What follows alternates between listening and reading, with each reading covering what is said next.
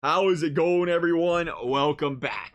Bengals, Browns. Both teams coming off of losses this past week. One team lost to a very formidable football team that has one of the best defenses in the league when healthy. And the other team, I don't want to talk about it. I don't. I don't. They lost to the New York Jets. All right, there you go. I said it. All right, Browns fans, you got what you wanted. We lost to the New York stinking Jets. They beat the Titans, now the Bengals. They got some big wins under their belt. They've also lost, a lot of games, but they got some big wins under their belt. Derrick Henry, by the way, man, that's some news for the Titans. That team's 6-2. How are they going to play without Derrick Henry? That's going to be something. Nonetheless, we're talking, speaking of running games, we're talking Browns, Bengals, Nick Chubb. Man's been an absolute monster running behind one of the best, if not the best, offensive lines in the NFL. Something that is going to play a pivotal part in this football game, which could very well be setting up for another Bengals-Browns shootout. Because we seen last week when the quarterback gets protection, the Bengals defense tends to struggle a little bit. And I don't think they're going to get home to Baker Mayfield and company rushing just 4. And that could play into the Browns' hands very well if Baker Mayfield can play well, depending on how his health is and how he's really feeling out on the field. I don't know if he's still 100%. You have to guess, probably not. He's probably playing through some pain right now still.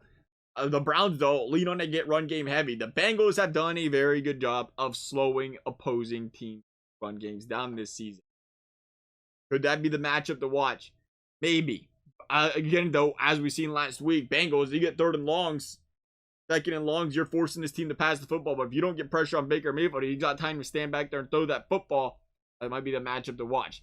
From the Bengals side of the ball on the offense, I don't know if I've seen a team or if there is a team that can match up with this Bengals offense and slow them down. I just don't think there is. You got 3 of the best or 3 really good receivers in this football league. You got a guy that can take the top off. You got T. Higgins. You got a guy in the slot and Tyler Boyd that can carve teams apart. And now CJ Uzomah is making a name for himself here. Bengals trying to run a lot of play action. You wonder how effective Joe Mixon will be in this game. This is a Browns defense that's really good at stopping the run. And they held Dalvin Cook to 34 yards earlier this season.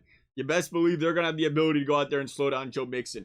Bengals also have to worry about the Cleveland Browns and their pass rush, who are currently 3rd in the league in sacking opposing teams' quarterbacks. You wonder the news on Carmen. Early in the week, still haven't really heard many updates. I'm sure we'll hear some Tuesday, Wednesday, depending when you listen to the video.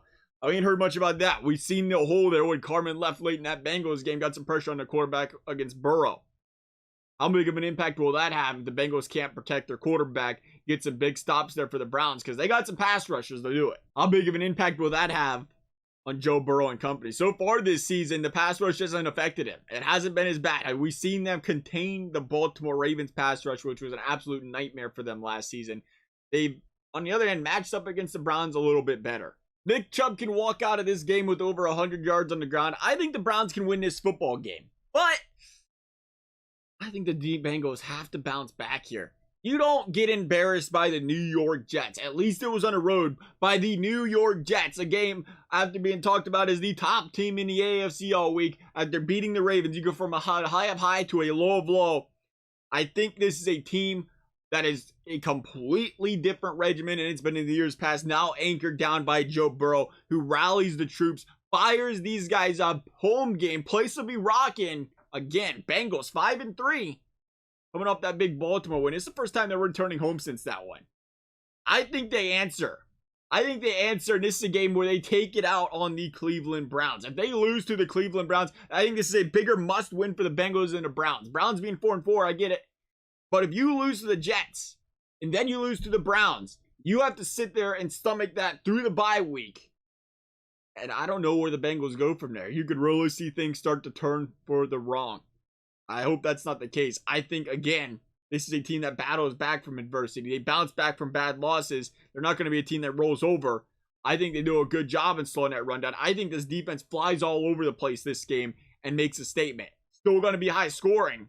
I'm going to say Bengals 31, Browns 27 in a game that very well could come down to the final possession of the game and who has the football. Love you guys' thoughts. Thank you guys for watching. We'll see you next time.